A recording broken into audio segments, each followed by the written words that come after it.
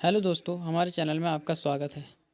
आज का हमारा बीएड, बीएलएड या जो भी टीचर के एग्ज़ाम होते हैं उनके लिए महत्वपूर्ण टॉपिक है।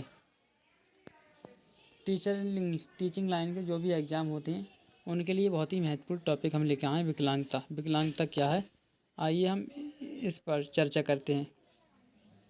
ये दीर्घ उत्तरीय प्रश्न है। प्रश्न इसमें से आते ही आते हैं, चाहे बीटीसी हो, चाहे बीएड हो, चाहे बीएलएड हो, चाहे डीएलएड हो, इससे प्रश्न आते हैं। असमर्थता क्या है? असमर्थता के प्रमुख प्रकारों का वर्णन कीजिए। किसी भी कार्य को करने के लिए कुछ सामान्य और कुछ विशेष योग्यताओं अथवा क्षमताओं की आवश्यकता होती है। जब कोई व्यक्ति अथवा बालक किसी कार्य को शारीरिक या मानसिक रूप से करने में असमर्थ होता है तो उसे हम असमर्थता कहते हैं।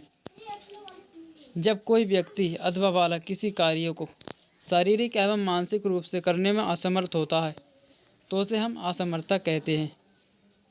उदाहरण के लिए, शिक्षा प्राप्त करने के लिए बालक की सभी ज्ञान इंद्रियों का कार्य करना तथा बुद्धि लब्धि का होना जरूरी है। यदि किसी बालक का बौद्धिक स्तर निम्न है या वह गूंगा या बहरा है तो उसे असमर्थ कहा जाता है। असमर्थता निम्न दो प्रकार की होती है: मानसिक असमर्थता, शारीरिक असमर्थता।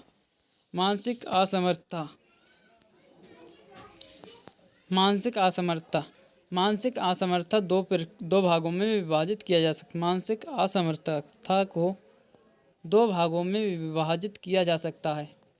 अधिगम असमर्थ, इस श्रेणी में वह बालक सम्मिलित हैं जो पाठ्यक्रम को समझने, पढ़ने, लिखने एवं सामाजिक निपुणताओं को अच्छी प्रकार से समझने में असमर्थ होते हैं। वे देखने में सामान्य बालक नजर आते हैं, परंतु शिक्षा के क्षेत्र में जैसे लिखना, पढ़ना, सुनना तथा वार्तालाप करने में अपने आप को असमर्थ पाते हैं। और दूसरे प्रकार के जो बच्चे होते हैं वो मनबुद्धि बालक वह होते हैं जिनकी बुद्धि लब्धि सामान्य बच्चों से कम होती है या उनकी बुद्धि लब्धि 90 से कम होती है। ऐसे बालकों को हम मानसिक विकलांग, मेंटली हैंडीकैप्ड या मानसिक मंथन, मेंटली रिटार्डेड भी कहा जाता है। नंबर 2, दूसरे प्रकार की असमर्थता शारीरिक असमर्थता होती है। शारीरिक असमर्थता को निम्नलिखित भागों में विभक्त किया जा सकता है। शारीरिक असमर्थता: नंबर 1, शारीरिक असमर्थता। नंबर 2, दृष्टि असमर्थता। नंबर 3, श्रावण असमर्थता। नंबर 4, बाड़ी असमर्थता। शारीरिक असमर्थता: नंबर 1, शारीरिक असमर्थता को हम विस्तार रूप से पढ़ते हैं। कुछ ऐसे बालक भी होते हैं जो विद्यालय में जाने में शारीरिक रूप से असक्षम होते हैं। उनको विद्यालय जाने के लिए विशेष किसी सहायता की आवश्यकता होती है, अर्थात शिक्षा ग्रहण करने के लिए अकेले विद्यालय नहीं जा सकते। समाज में इन बच्चों को हे दृष्टि से देखा जाता है। शिक्षा के प्रचार प्रसार तथा सामाजिक चेतना के कारण अब लोग इन बालकों को शिक्षा प्रदान करने तथा इनको मुख्य धारा में लाने के लिए प्रयासरत हैं। दृष्टि असमर्थता: कुछ बालक जन्म से ही दृष्टिविहीन होते हैं और कुछ बालक चोट, दुर्घटना, बीमारी या गलत दवाई के प्रयोग से पूर्ण रूप से या आंशिक रूप से अंधे हो जाते हैं। दृष्टि असमर्थता: बालक मानसिक, शारीरिक, मनोवैज्ञानिक दबाव में होते हैं और जीवन यापन करना उनके लिए काफ़ी मुश्किल हो जाता है। नंबर 3, श्रावण असमर्थता। समाज में सुनने की समस्या से काफ़ी लोग ग्रस्त होते हैं। विद्यालयों में जाने वाले बालकों में काफ़ी संख्या उन बच्चों की होती है जो या तो पूर्णतः बहरे या उनको ऊंचा सुनाई देता है, अर्थात वे सामान्य आवाज़ को सुनने जिनको ऊंचा सुनाई देता है, अर्थात वे सामान्य आवाज़ को सुनने में असमर्थ हैं। यह असमर्थता जन्मजात या जन्म के बाद चोट, दुर्घटना, बीमारी आदि के कारण हो सकती है। बाड़ी असमर्थता: हम अपने विचारों को दूसरे के सामने बोलकर प्रस्तुत करते हैं। यदि बोलने वाला अपने विचारों को दूसरे के सामने उचित व साफ ढंग से नहीं कह पाता तो उसके बोलने के ढंग में कुछ कमी होती है, अर्थात उसमें बाड़ी से संबंधित दोष हैं। हम लिखने से ज़्यादा बोलते हैं, अतः हमारा उच्चारण स्पष्ट व साफ होना चाहिए। बाड़ी असमर्थ: बालक को अनेक प्रकार की परेशानी का सामना करना पड़ता है। यह असमर्थता जन्मजात या जन्म के बाद चोट, दुर्घटना, बीमारी आदि के कारण भी हो सकती है। विकलांगता। नंबर 3, विकलांगता या अक्षमता। विकलांगता को हम असक्षमता तथा अपंगता भी कहते हैं। इससे आशय ये है कि व्यक्ति को अपना कार्य करने के लिए किसी बाहरी सहारे की आवश्यकता पड़ती है। अपंगता अंग का न होना, दुर्घटना, बीमारी, जलने आदि से किसी अंग का समाप्त हो जाना शामिल है। विकलांगता स्थायी एवं आंशिक होती है। आंशिक विकलांगता को काफ़ी समय तक दूर किया जा सकता है। उदाहरण के लिए, यदि दुर्घटना के कारण किसी का पैर कट गया तो नकली पैर लगाकर बहुत हद तक विकलांगता को काबू में किया जा सकता है। उपयुक्त 3 शब्दों बाधिता, असमर्थता और अपंगता को हम निम्न प्रकार से भी समझ सकते हैं। बाधिता संरचना बनावट के रूप में होती है। असमर्थता व्यावहारिक रूप में होती है। अपंगता या विकलांगता सामाजिक व मनोवैज्ञानिक रूप में होती है। डॉक्टर केसी पांडा ने भी अपनी पुस्तक एडुकेशन ऑफ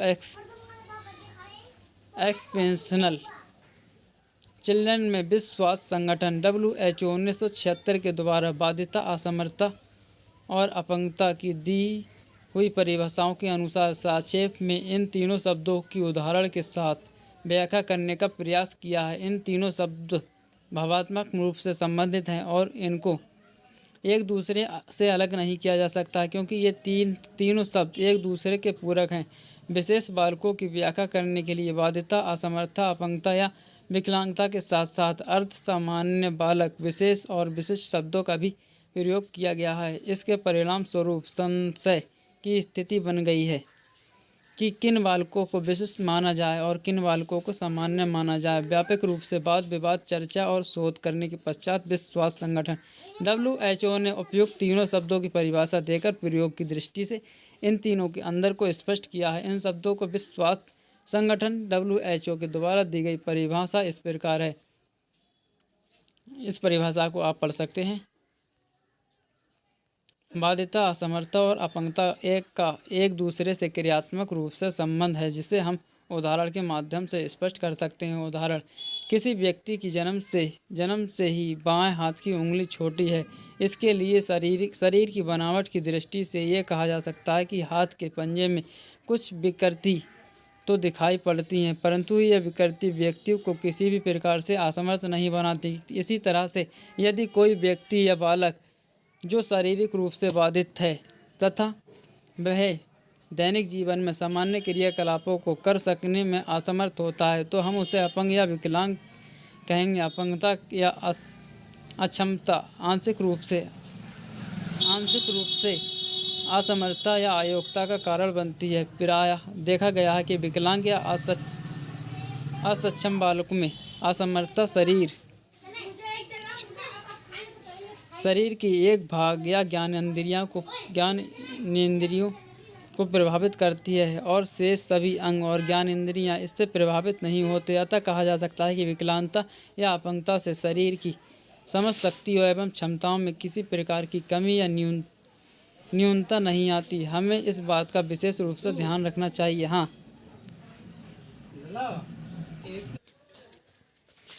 हमें इस बात का विशेष रूप से ध्यान रखना चाहिए कि कुछ असमर्थताएं केवल गौण अपंगता का कारण ही होती हैं। जैसे कि एक बालक की बॉडी के सभी अंग क्रियाशील हैं, परंतु अन्य गंभीर दोष होने के कारण उसमें बॉडी दोष आ जाता है। मनोवैज्ञानिक दृष्टि से इसका एक कारण भय हो सकता है।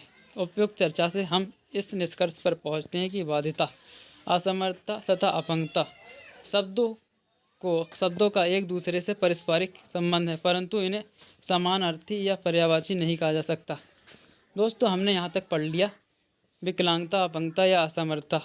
यहाँ तक हमने ये पढ़ लिया। और ये B.Ed, VLED, VTC या DLED जितनी भी ये टीचिंग लाइन की परीक्षाएं होती हैं, सभी के लिए बहुत महत्वपूर्ण ये टॉपिक होते हैं।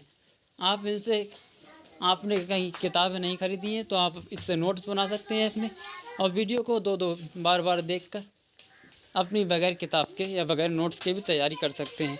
आप ऐसी वीडियो को पॉज करके पढ़ भी सकते हैं। आप अच्छे से नोट्स बना सकते हैं।